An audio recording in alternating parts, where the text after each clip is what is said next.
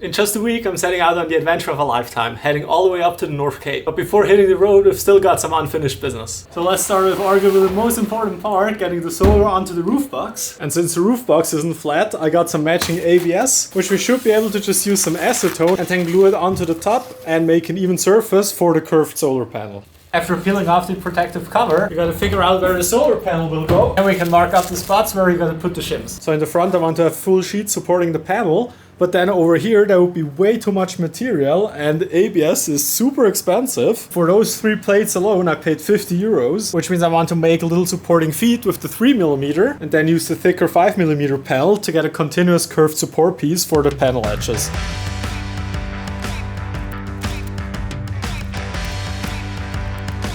Now with it all marked up, we can get to cutting.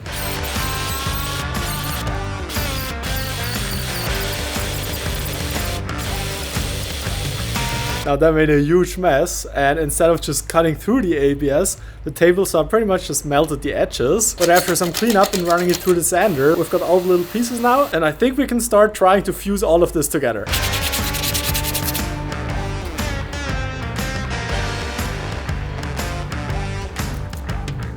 I've got the first 2 on and they are incredibly solid. I don't think that's ever gonna come off again. Now I did have some acetone runoff and this stuff just eats this ABS alive, but oh well. So I read that you can also make a little ABS acetone slurry to dissolve this stuff.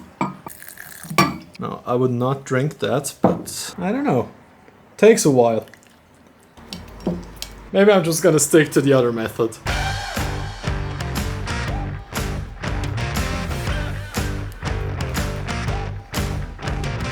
I got the first layer of shims on and they are already fully cured. So now I shimmed it up and laid the solar on again, just to make sure the curvature is right, because the problem with those panels is they can only bend in one direction. So if they're bending this way, then there's barely any play on this axis. But now I know how many spacers we need at each column, so I can start building them up.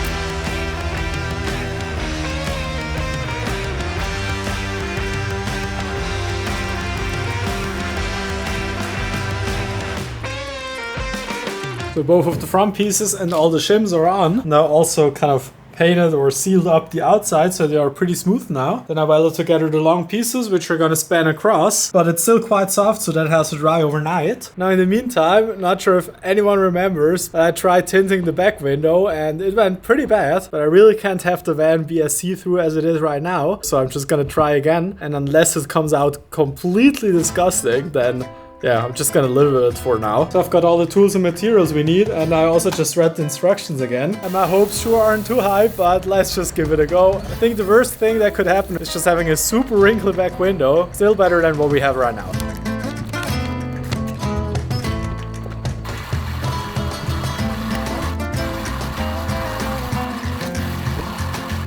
Now this went way better than last time, and so far so good. I got every single wrinkle out. So now I'm gonna use the backlight to cut around the edge, which is gonna be a bit of a pain around the wooden box because I don't have the black window edges, so it might let some light through. Now I don't want to jinx it, but this might just work out. So let's cut it to size and then get it mounted on the inside.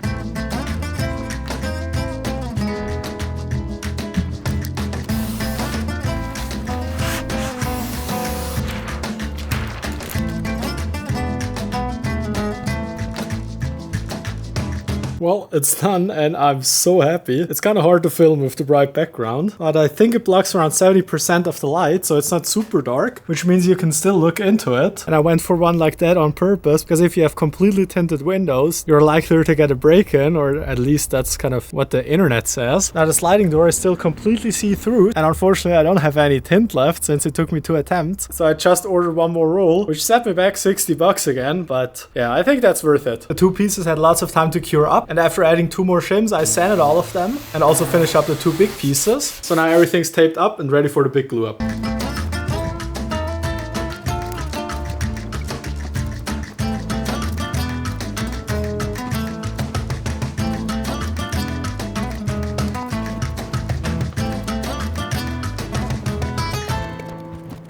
So I just spent about 2 hours peeling off all the glue that we don't need, since there was quite a bit of it, which would have landed in between the little ribs. Then it would just catch on dirt. And also, I think this has to be like half a kilo. And I also sanded down all the contact surfaces so that it gets a bit grippier for the sticky tape. Now we got to give everything a really good degreasing. Then we can finally get the solar panel mounted onto the roof box.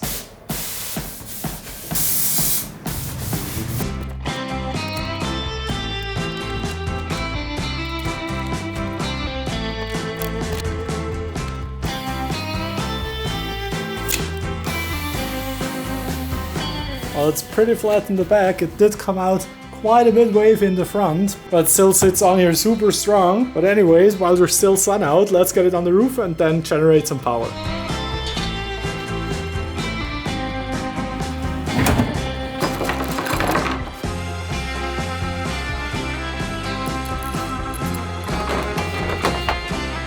I just found out two problems. Those lock nuts are fully plastic and also the thread, so I'm definitely not gonna use them. And also this holder is in the way of the little roof box holder, which means there's barely any room for the key. So I just tried out locking and opening it, and it actually does work quite well. And then this way it might make it harder for any thieves who want to break into the roof box. So let's get some of those lock nuts and fasten it to the roof.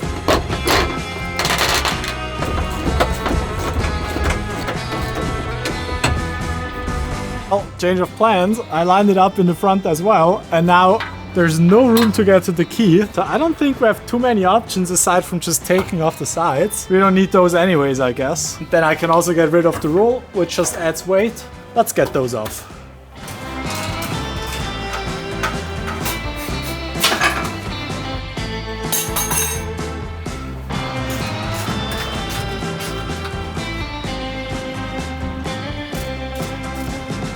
I thought I'd take those off because they have quite some sharp edges, but there are no end caps, so I think it's still better to have those than none at all.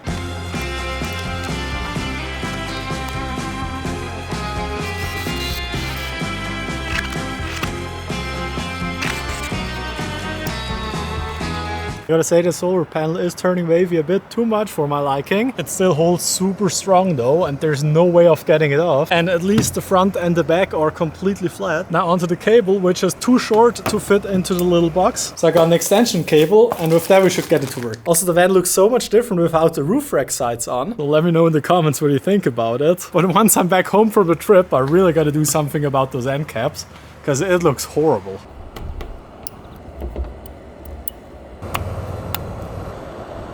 Cables are connected, and I cleaned it up with some electrical tape and zip ties. So now let's take a look inside if we're actually charging. So nothing so far. Well, here's the problem. The solar input isn't on. Oh shit. Now it's cramped in here. Alright, now we're charging with 16 watts, which is kind of nothing for a 200 watt panel, but it is 5:30 and yeah, it's completely cloudy. Just added a bunch of those stickers to seal up the bottom, and those two straps. I don't know if they hold any weight, but yeah, they came included. So I think the roof box is done. While we're at it, let's get another van modification going, and that should be a rather quick one. So let's open up this box. Here we have two wind deflectors, and they are huge. They go on the front windows so that I can leave the windows open while I'm on the road. But also when I'm parked and it's raining, then there's no water gonna come in.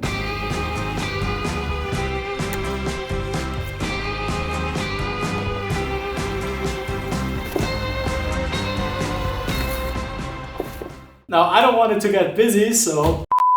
Now I don't want it to get boring, so we've got a ton of unboxing to do.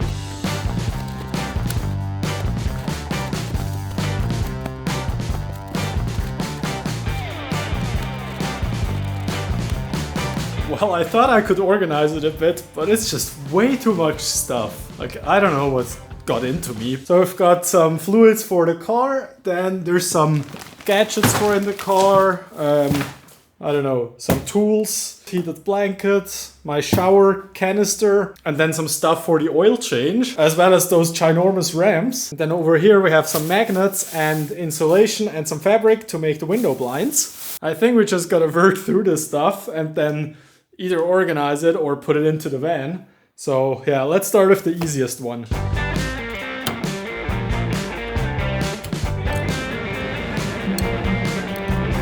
And for the foot mats, besides coming with the worst installation instructions, the clips in the van don't fit the ones they delivered. So I'm just gonna clean everything up and then use some double-sided tape to get the mats in.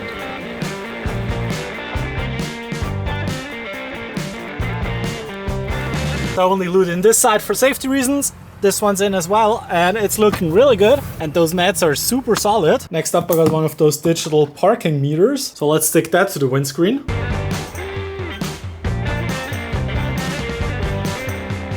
So this thing detects when you're driving, and when you stop, it automatically sets the parking time. So you don't have to do it with the manual disc, and apparently it should be road legal. And it's getting more and more messy in here, but we've already emptied out some cardboard boxes. So next up, we gotta change some filters, and I have no clue where they are in the car. I guess in the engine bay, so let's just look over there.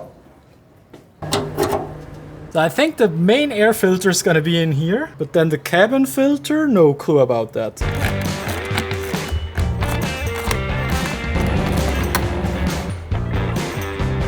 By all means, I'm not a car expert, but that certainly doesn't look like it's gonna fit. So yeah, refund is requested. That's like not even close. It's a completely different thing. And obviously I checked that it's compatible with this car. Now let's hope we have more luck with this one. So I just heard back and they're gonna send me a replacement. So support is really good.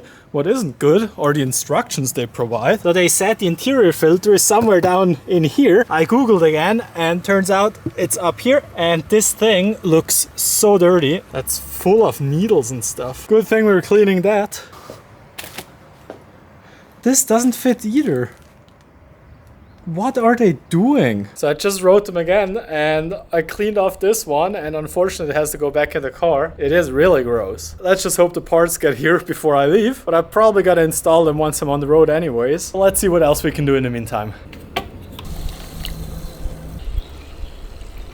Well, at least the washer fluid worked. Now another part we gotta replace. Now this ball sack, or whatever it's called, is ripped, and then the stitches are opening up. So one more thing to try out, and it kind of feels like playing lottery at this point.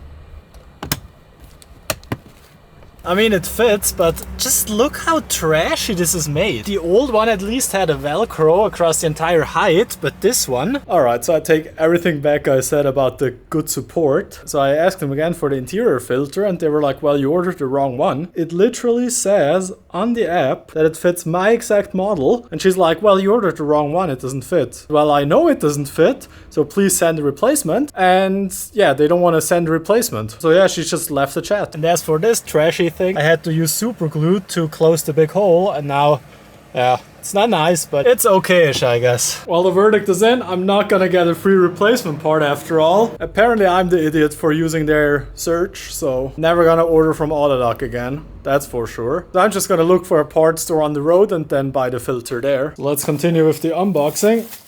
I've wanted to get those for quite a while. They are like emergency hammers to break the windows, but also to cut the seat belts. So I'm just gonna put one into each of the sides, and hopefully we'll never need to use them. And then I think I'm just gonna try to change the oil. Never done that before, and now I'm kind of anxious that the oil filter isn't gonna fit. Not gonna ask Linda from the chat though, because she's definitely not gonna help me. My apologies for being this annoyed, but I wrote them anyways, and he came back and said, well, the oil filter doesn't fit either. So there's no way I'm gonna do an oil change now. Like, it says like clear as night and day, or whatever you call that. It says it fits in my car with that engine, and then it just doesn't, so yeah. So I just finished organizing all the stuff I got, but while it's still sunny out, I want to use the wet vacuum again and clean the seats, because I've also ordered some seat covers, which we're gonna fit later on. So first, let's get those two looking good.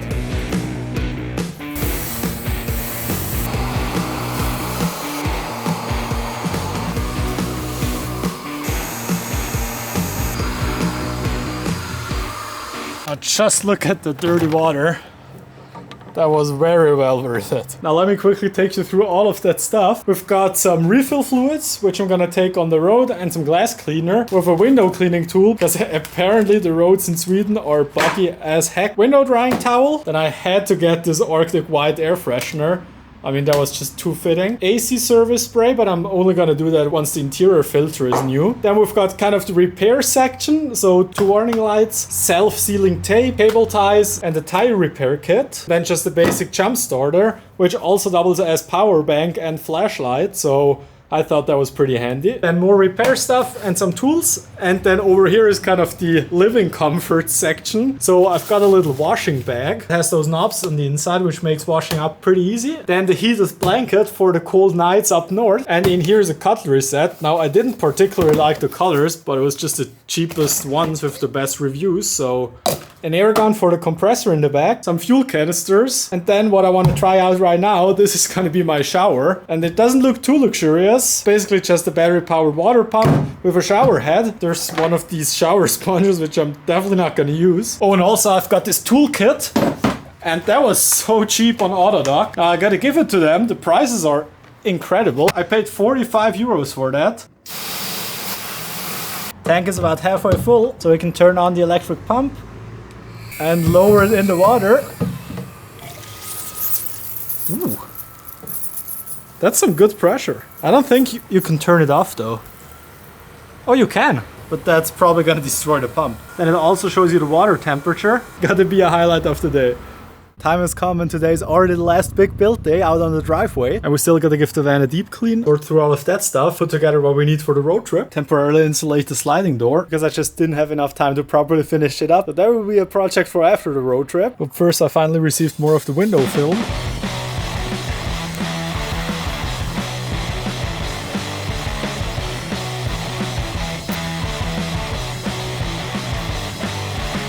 So I pretty much just spent the entire day cleaning the van, and yeah, I didn't film anything, but let me show you the end result. The tinted window, which I think turned out really cool. And compared to the back, I went with one level darker, so you pretty much can't look into it at all. But again, you can still peek out from the inside. Then I fitted the seat covers, and also small upgrade, but I added some anti-slip mats in here as well. And then did a thorough deep clean, because behind the seats, I never actually cleaned the van since I got it 2 years ago, but all of that space was just filled with gunk and greasy stuff, and now everything's looking pristine in here. Then on both sides I added some holders for these seat belt cutters and window hammers, so we have easy access to those in case we need them.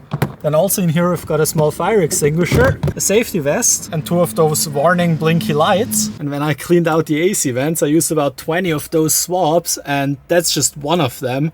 So there was so much gunk. So behind the driver's seat, we have all the safety equipment and repair gear. And on the passenger side, I've got all the fluids. Got a first aid kit, a multimeter, the battery booster, and somewhere in the back is an OBD scanner. Now all of this work makes me so excited to hit the road, but there's one more thing left to do, because we still don't have any window blinds, but I just mounted 5 of those magnets up here. But now I'm gonna first measure everything out and make some templates. So I'm gonna see you at the sewing machine. Well, good morning. It's 6 a.m. I'm so behind with the prep work, I'm not gonna go to bed until all the blinds are done. We've got our fabric, some supplies, our templates, which were a pain to make, and then the sewing machine. So yeah, I gotta unbox this one first.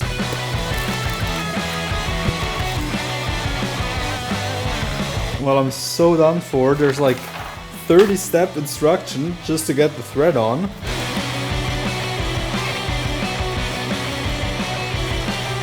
Well, it was so obvious that nothing's gonna go to plan, and I somehow forgot to order the walking foot, which we need because the window blinds are gonna be super thick. So I gotta run to the stores, and I have no clue whether they have it. Online I couldn't find anything. Wish me luck. Otherwise, this project has ended before it started. So I just got off the phone with the store, and unfortunately they don't have a walking foot for my sewing machine. But she said I could just go for it and try if it works, and maybe it does if the machine is strong enough. And I did buy pretty much one of the strongest home use machines, because I knew I was sewing together some thick stuff. And also here's what I'm going for. So I have a soft shell on the inside.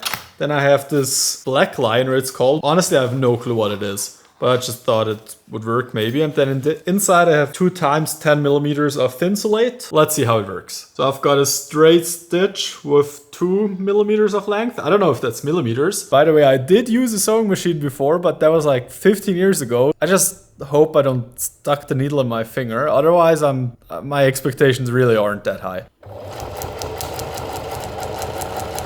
So it doesn't actually look too bad. Only problem is the machine is running so fast. So we're gonna make some adjustments to the pedal.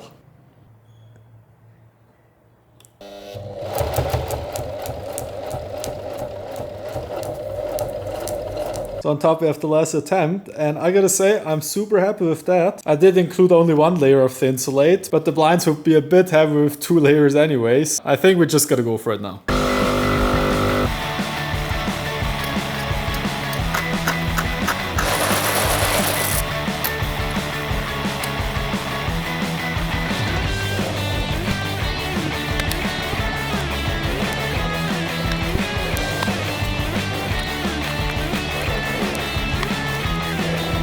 That just took an entire hour. I think it turned out fairly okay. I don't even know what the next step is. There's no way I'm gonna get it done today. I think I'm just gonna mark up the final size, put the pockets in for the magnets, do an edge stitch, and then cut it to final size. And then we gotta put in the edge banding. So maybe I get this one piece done by tonight.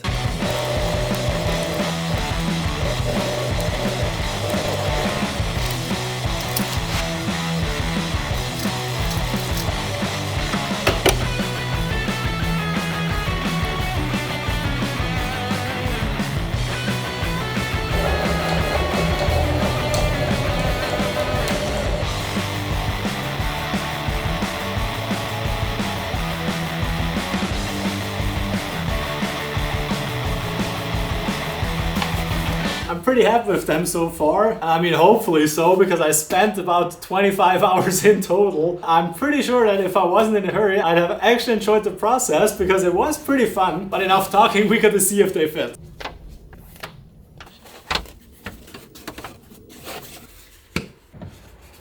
Now, I couldn't believe it, but they just fit perfect. I did add a little bit of play in the magnets, but still I was pretty skeptical because making the templates out of bubble wrap, yeah, it wasn't optimal, but it worked out. Also, I'm really happy with the navy blue color, and there's no light at all coming in here. Then you can't really see anything through the window tint. Then in the front, I went for this grayish color, which blends in pretty well with the rest of the cab. So if I'm parked somewhere in the city, I might actually leave the blinds on. And then the magnets are plenty strong, but you can still take them off quite easily. Then on the sides, it's just to seal off any light, and the same thing over here. And finally, to store them, I'll just roll them up and put them behind the little prison bar. And then we get some off heat from the inverter through the ventilation holes, which will also help dry them up if there's any condensation water. And if we're already here, I also added a little junction. So we have the pipe to the air horn. And then if we turn on the compressor, we get pressured air. And I'm sure that will come in super handy to clean out the van. And just as a safety measure, if I'm parked near other campers, I have a CO monitor, which is connected to my little internal Wi-Fi hotspot. And I can't help but show you the cab again, because with it being this clean, I really can't wait to get on the road. But now lunch and then get everything packed up. All right, so that took a while, but I've got everything organized and cleaned up. So all of this stuff has to go into the basement, and everything over here is gonna go into the van. So I've got all the toolboxes, electrical stuff, bolts and sanding, tools and loose bits, and then all the car stuff. And then you've already seen the chucks I'm gonna take with me. Blanket, chair, obviously camera stuff. And then I decided against taking the huge new toolbox. And I'm just gonna go with this bit set, my grandpa's ratchet set, some pliers, a screwdriver, hex keys, and then also a spanner set, which I have at home. Then I've got some replacement fuses, some hose clamps and various bolts.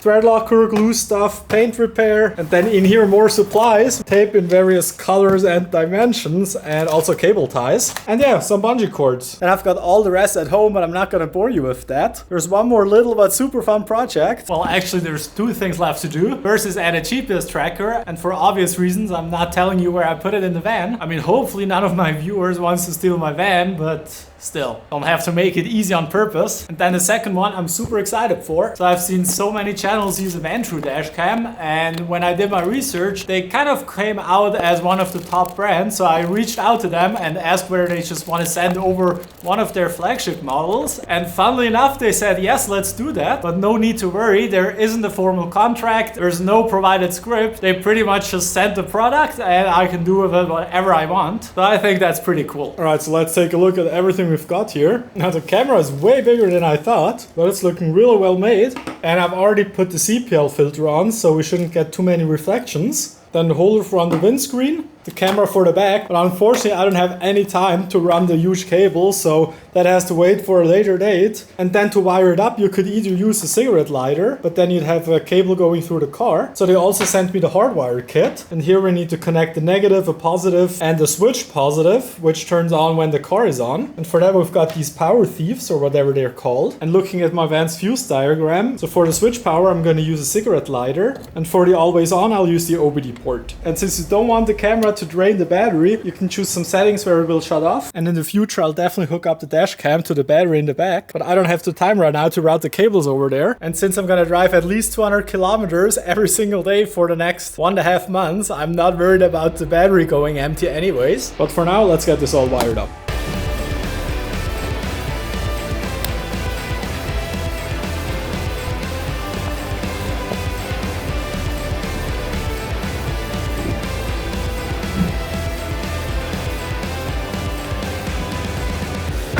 So the install was super easy and I just updated the camera. So let's see what happens. So this one has a 4K camera out front and then I think like a 1080 for the inside.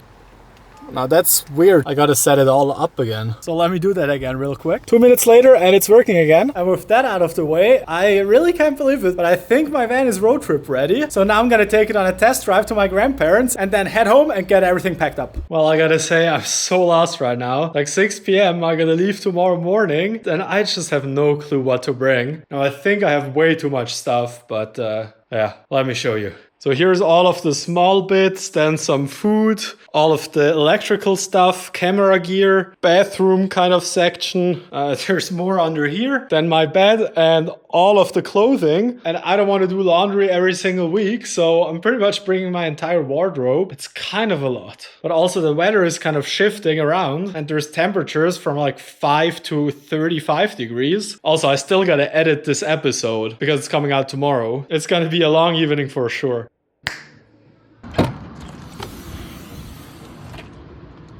Alrighty, I'm done packing up. It's 7:30 and I want to leave tomorrow at like 6 a.m. I guess, because we've got about 400 kilometers of driving ahead of us. More about the route I chose and kind of the driving strategy is going to be in the first vlog though. So that was the final build episode for now. And I kind of find it fitting that we have 40 build episodes and I'm going to take 40 days for the road trip. I'm so exhausted now. I got to edit this video, clean my entire apartment and hopefully get in some hours of sleep. So thanks for watching, leave a like, and most importantly, stay tuned for coming Wednesday because at 6 p.m. the first episode is going to go live. All right, see you then.